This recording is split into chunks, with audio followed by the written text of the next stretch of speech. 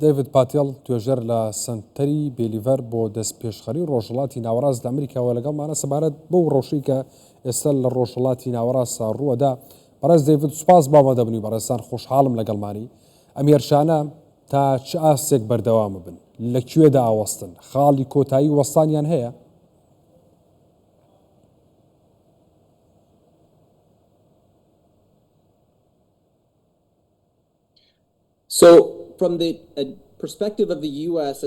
لە تێڕوانینی ئیدارەی ئەمریکاوە بە بڵین لە تێڕوانینی ئیدارەی ترامپەوە پێیان وایە ئەم شەڕە بەردەوامی پرۆسەی دانووسانە لەگەڵ ئێران بە ئاڕاستی ڕێکەوتنی ئەتۆمی. ئەوەتان لەبیر بێ کە ترامپ ئەیویست ڕێکەوتنێک بکات لەوەی ئۆباما باشتر. ئەگەر ترامپ ئەوێ ببێت تا وەرگری خەڵاتی ئاشتی، بەڵام ئێران ناومێت بوو لەوەی کە ئێران هیچ شتێکی نوێ ناخاتە سەر مێزی دانووسان، ئەوەی کە ئەمریکای خاتە بەدەستی ڕەتی کاتەوە. بۆیە لە تێڕوانینی ئەمریکاوە پاشەکشەیەک هەیە. ئەمریکا ئەم هێرشانە بەکار ئەهێنێ بۆی کە گوشار بخاتە سەر ئێران، بۆی کە ئێران بگەنێتەوە سەر مێزی گفتوگۆ. ئەنجا یەکشەمەی داهاتووە، هەفتەی داهاتووە، هەفتەی دواترە. بۆیە بە تێڕوانینی ئەمریکا ئەمە درێژەی پرۆسەی دانووسانە. باشە بەڕێز دەیڤید، ئەم هێرشانی ئیسرائیل دەتوانن ینی ئێران بۆسیێنن لە دەستڕاگەشتنی بە چەکی ئەتۆمی، ئەتوانن ئەو پرۆگرامە ئەتۆمی ئێران بەتەواتی لەناوبەرن، چونکە زۆربەی ئەو شوێنانەی کە شوێنی پیتاندنی یۆرانیۆم و پرۆگرامی ئەتۆمیە ناوچەی ئەتۆمیە لە ژێر زەویدان، زۆر لە ژێر زەویدان. ئیسرائیل دەتوانێمانە لەناوبەرێ؟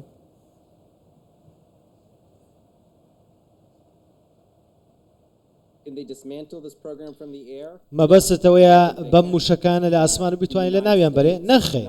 ئەمریکا ئەگەر ئەمریکا بەشدار بێ لەم هێرشانە ئەکرێ بڵێن کە بە تەواوی پرۆگرامی موشکی و ئەتۆمی ئێران لە ناوەچێ. بەڵام ئەوەی کە ئێستا هەیە نا، بەڵام زۆر زەحمە دەبێت بۆ ئیسرائیل. ئەمریکا پێشتر ئەم ڕێگەی لەگەڵ ئێران تاقی کردوتەوە، بۆیە من پێم وان نییە ڕێگری لە ئێران بکەیت لەوەی کە دەستی بکاتە چەکی ئەتۆم. ئامانجەکە ئەوەیە کە کەمی بکاتەوە، دوای بخە بۆی کە بیهێنە سەر مێزی گفتوگۆ و ڕێکەوتنێکی پێواژۆ بکات. بەڵام بەڕێز دەیڤید، ئەمە ئێران زیاتر لە مێزی گفتوگۆ دوور ناخاتەوە.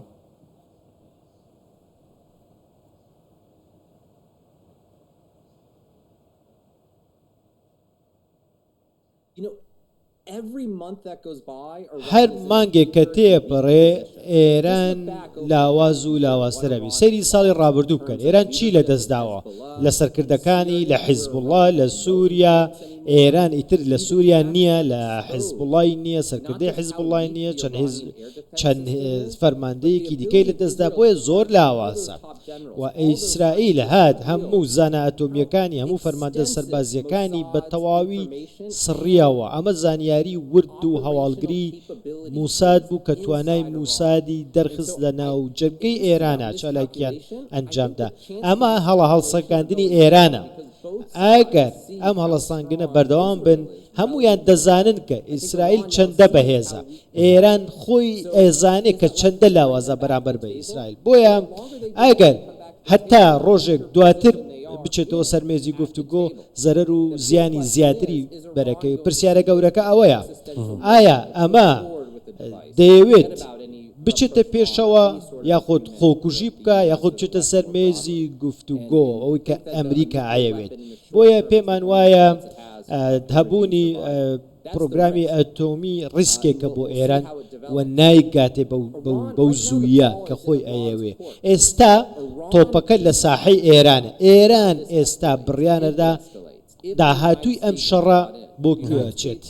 ئەمریکا نایەوێ بەشدار بێ لەگەڵ ئیسرائیل، بەڵام ئەگەر ئێران وەک خۆیاڵێ بنکە و بەرژەوەندەکانی ئەمریکا لە ناوچەکە بکاتە ئامانج، ئیتر خۆی دەسی ئەمریکا ڕاکێشەیە وەرن لێمدەن لەگەڵ ئیسرائیل. بۆیە عێراق ئەبێتە ناوجەرگەی شەڕەکە ئەگەر ئەمە ڕووبدا. بۆیە ئێران تا ئێستا کارتەکانی ڕاگرتووە، ئەوەستێتە سەر خۆی چ کارتێک ڕائەکێشێ چ جوڵەیەکەکە. باشە بەڕێز دەیڤید، دەکرێت لە کاتێک هێرش بۆ سەر ئێران هەبێ و لە کاتێکشە هەر لەسەر هەمان مەبەست بۆ هەمان مەبەست کە ئیسرائیل هێرشی بۆ کردووە، دەزڕانە گەشتنی ئێرانە بە چەکی ئەتۆمی، گفتوگۆش هەبێ دانوستان هەبێ ئەکرێت لە کاتێکە دانوستان هەبێ و هێرشیش هەبێ بۆ سەری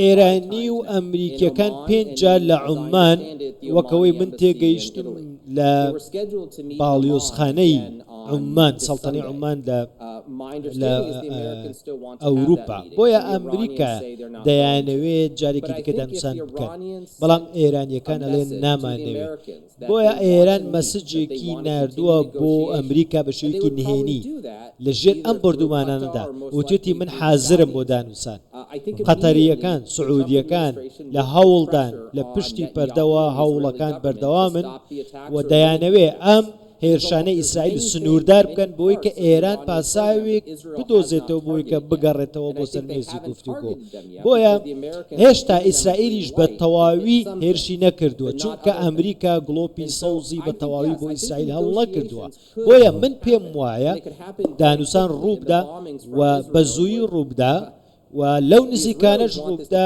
ئیسرائیل دەیەوێت بەردەوام بێ دەیەوێت ئەمریکاش بێت هاوکاری بکات بەڵام تا ئێستا ترەمپ ئامادە نییە باشە مەڕە زێڤت سەبارەت بە ڕۆژهەڵاتی ناوەڕاست پێ دوایە نەخشەیەکی نوێ لە ڕۆژهەڵاتی ناوەڕاستە لەدایک ئەبێ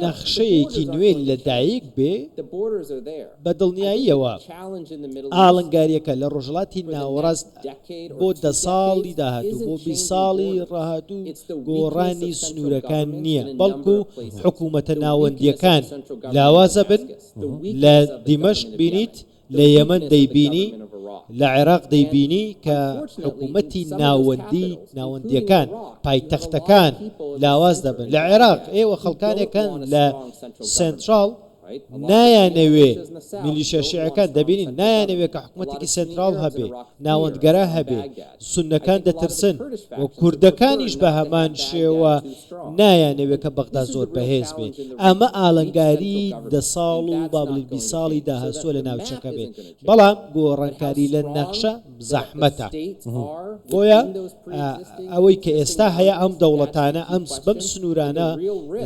دەمێننەوە بەڵام ئەگەر دۆخەکە زیاتر تێک چێ ئەگەر دۆخەکە زیاتر تێک چێ ئەو کاتە لوبنان عێراق ئێران و زۆر شوێنی دیکە کە دەوڵەتی بەهێزیان لێ و ناوەندگەران دەوڵەتی بەهێزیان لێیە دەبنە دەوڵەتی لاواز وڵاتی لاواز ئەکەونە کێشەی ناوخۆییەوە لە ناوخۆیانە کێشەیان بۆ دروست دەبێ و ناسەقامگیری بەناوچەکەدا بڵاو دەبێت باشە مەڕە زەیڤەت ینی عێراق لەم نێوەندەدا ینی فڕۆگەی جەنگی بەسەر ئاسمانی عێراق هاڕوات و نوێندەری هێمشی عێراق لە نەتەوەی گرتوەکان بازدەوەکە کە نامانەوێ ئاسمانی وڵاتەکەمان بەکار بهێنرێ بۆ هێرشکردنە سەر یەکتری چونکە نامانەوێ ببین بە بەشێک لە کێشەکان عێراق چۆن نەتوانێ سەروەری خۆی بپارێزێ و ماف و بەرژەوەندیەکانی هاوڵاتیانی خۆی بپارێزێ و نەبێت بە بەشێک لە کێشەکان و بێلایەن بێ ئەتوانێ پێم وابێ پرسیاری ڕئیسی و سەرەکی سەقامگیرە لە عێراق ئایا ئەو میلیشیانەی کە لە عێراقن کە ئەڵێن عێراقین بەڵام پەیوەندیەکی تەواو و تند و تۆڵیان هەیە لەگەڵ ئێران ئایا ئەمانە لە بەرژەوەندی عێراق کارەکەن جوڵە ئەکەن ئەگەر ئێران بەکاریان بهێنێ بڵێن موشک بنێن بە ئیسرائیلەوە و ئایا ئەو درۆنانەی کە تۆ باسێ کرد بەسەر عێراق ئەفرن ئەو فڕۆکانە ئەتوان بیان هەن نەخوارەوە تێکیان بشکێنن ئەمە پرسیارە گەورەکەیە بەڵام لە هەمان کادا دەرفەتێکە بۆ ئەکتەرە عێراقیەکان بۆی کە تێبگەن بزانن چەندە لە خەمی سیستەمی سیاسی و سەقامگیری عێراقدان چونکە هەڵبژاردندا لە پێشە لە عێراق و زۆر ململانەی هەیە لە نێوان لایەنە جیاوازەکانی عێراقدا کە بزانن کێ لە لیستەکەدا ئەبێ کێ باو پەیمانە بێ لەگەڵ کێ ئەمە بۆ عێراقیەکان گرنگە و بەدڵنیایی لە ناو چوارچێوەی هەماهەنگی ئایا کێ دەبێتە بەشێک لەم پرۆسە سیاسیە و کێ بە دوای تارانەکەوێ و کێ لە بەرژەوەندی وڵاتەکەی خۆی کارەکە ئەمە پرسیارەکە زۆر باش کاری داهاتووی هاوپەیمانی نێودوڵەتی لە ناوچەکە و بە تایبەتی لە عێراق لە پاژە مێرشانە چۆنە بێ و چییە بێ ئەبن بە بەشێک لە کێشەکان و ینی پاڵپشتی ئیسرائیلەکەن یاخود بێلایانی مێننەوە ئەوان تەنیا ئەرکەکەیان پاراستنی خاکی عێراقە لە مەسەلەی تیرۆر لە ناوبردنی داعش.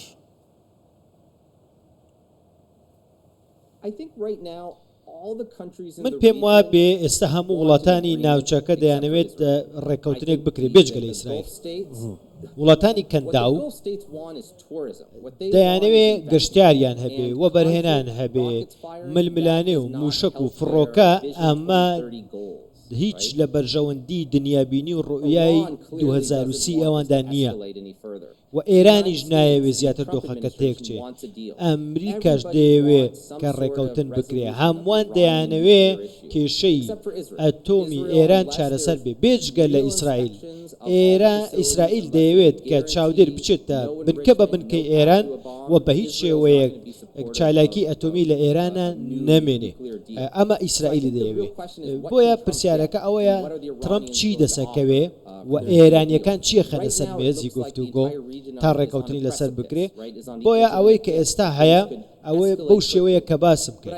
بەڵام ئەم ڕێککەوتنە ئەوان دەزانن کە خاڵەکانی ناکۆکیان چییە. وەکوتم 5 جار ئەمریکا و ئێران دانیشتون ویتکۆف لەوەیە. ئەم بەیانە ویتکۆف لە کۆشکی سپی بۆ لەناو کۆبوونەوەکە لەگەڵ ترامپ قسەی لەگەڵ کردووە. ئەزانێت کە خاڵی ناکۆکی ئەم ڕێککەوتنە ئەم دانووسانە چییە.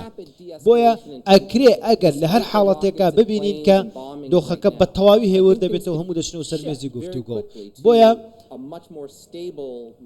ئەکرێ لە ماوەیەکی دوور مەودادا سەقامگیری هەبێ. بەڵام ئەوەی کە ئێرانیەکان دەیانەوێ دیار نییە. من گەشتبین من ڕەشبین نیم وەکو زۆرێک لە خەڵکی. بەڵام وەکوتم جارێکی دیکەیڵێمەوە تۆپ لە ساحەی ئێرانە. زۆر باشە بەڕە زەیفت بە پرسیارەتی ئەمریکا لە پاشەم هێرشانە چییە بێ؟ یان هێرشێکی زۆر کراوەتە سەر یەکتر و کاردانەوە هەبوو بەرامبەر بە هێرشەکانی یەکتری و زەرەریان بە یەکتری گەیاندووە و خەڵکی سیڤیل لە هەردوو لا کوژراوە. باشە بەرپرسیارەتی ئەمریکا لە پاشەم هێرشانە چێ بێت؟ تەنیا وەکو تەماشاکەرە مێنێتەوە سێری شەڕەکەکە یاخود بە پرسیارەتی هەیە بێم شەڕ بۆسێنێ ویان چیەکە یان ئەبێ بە بەشێک لەمە و پاڵپشتی ئیسرائیلەکە.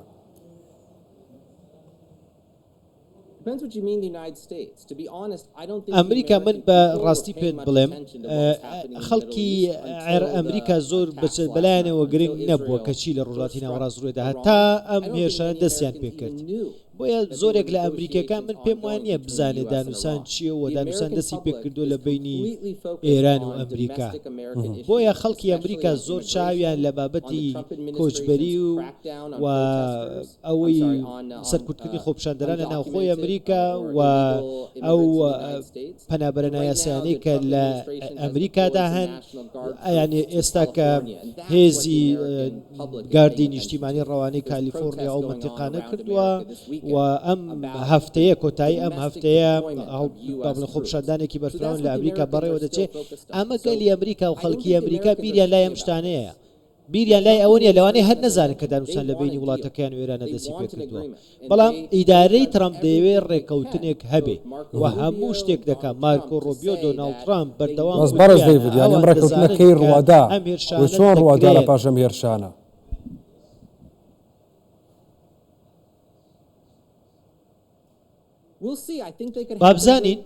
بابزانین لەوانەیە لە حاڵەتێکە لە خاڵێکە هەموو شت بگۆڕێ هیچ لایەنێک نازانێ بەرامبەرەکەی چی دەوێ و ئێمە نازانین لێرەوە کەم ئێمە قسەدەکەی نازانین لە پشتی دەرگا داخراوەکانەوە ئێستا چی ڕوەدا و ترامپیش قسەی خۆی کردووە.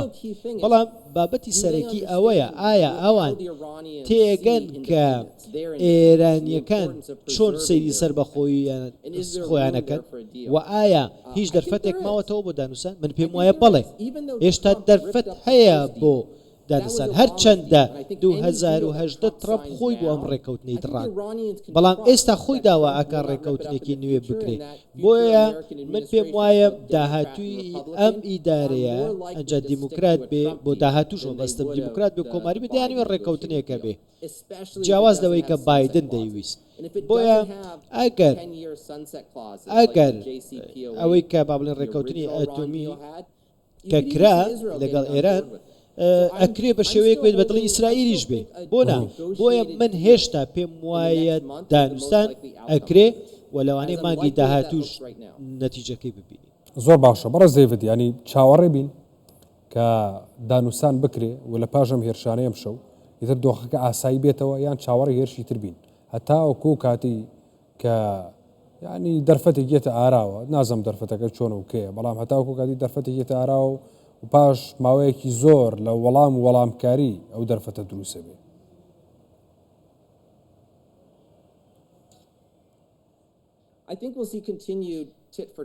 پێم وابێ ئەمە ئەم بە بڵێن ئەم وەڵامکاریانە بەرداوامە بن.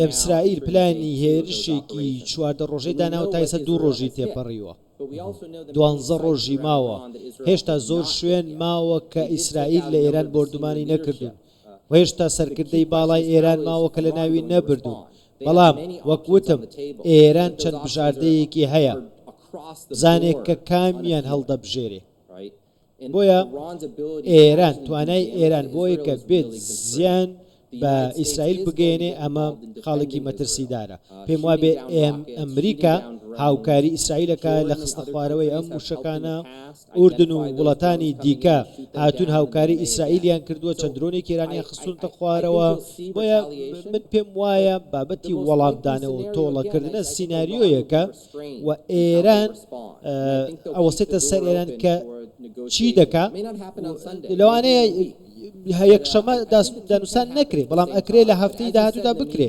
بەڵام وەک وتمان بە دڵنیایی و ئەم ئاگر و ئەم شەڕە بەردەوام دەبێ و بەداخەوە خەڵک لە ئێران و لە ئیسرائیلیشە کوژرێن گیان لە دەسەدەن بۆیە من هیوادارم کە دەرفەتێک ئەو دەرفەتەی کەماوەوە بۆ دانوسان لە دەستی نەدەن و ئەو دەرفەتە هەردوو لابی قۆزنەوە.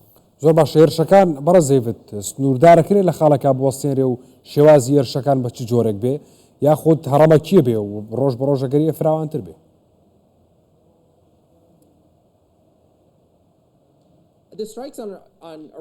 هێرشەکان لەسەر ئێران بەردەوام دەبن و زیانیشان گەیاندووە ئیسرائیل ژمارەیەکی زۆر فەرماندەی باڵا و زانای ئەتۆمی لەناو بردن و هێشتا چەند بنکەیەکی ئەتۆمی ئێران ماون چەند شوێنێک ماون کە ئیسرائیل ئەیەوێ من پێم وایە گرنگترینەکانیان ماون ئەو ناوچانەی کە با بڵێن پرۆگرامی ئەتۆمی ئێرانی تێدایە هێشتا ماون بابزین ئیسرائیل چی دەکات ئەگەر بێت و هێرشەکانی زیاتر بکە و بێت و ئەو بنکە ئەتۆمیانە بردومان بکە ئێستا لە هەندێک لەو بنکانە لێداون بەڵام بە تەواوی لە کاری نەخستون ئەمە ئەوەستێتە سەر ئیسرائیل چی دەکا ئێران بەرمەبنای ئەمانە وەڵامی خۆی داڕێژێ وەک وتم ئەگەر ئیسرائیل لەوانە بدا ئەو کاتە ئەکرێ تیشکدانەوە ژەهراوی بوونی هەوا و زۆر شتی خراپ ڕوودا من هیوادارم نەگاتەوە من هیوادارم کە ترامپ بتوانێ گوشار بخاتە سەر ئیسرائیل و ئەم دانوسانە بەردەوام بێ بۆیە من پێم وایە ئەمریکا بە ئیسرائیل تۆ دەبێت لەکوێ و چۆن دەیبدا. بەڕێز دەیڤد پاتیڵ توێژەر لە سنتەری بیلێفار بۆ دەست پێشخەری ڕۆژهەڵاتی ناوەڕاست لە ئەمریکاوە لەگەڵ مابووی سوپاس بۆ ئەمەدەبوونی بەڕێستان بەخێر بێن.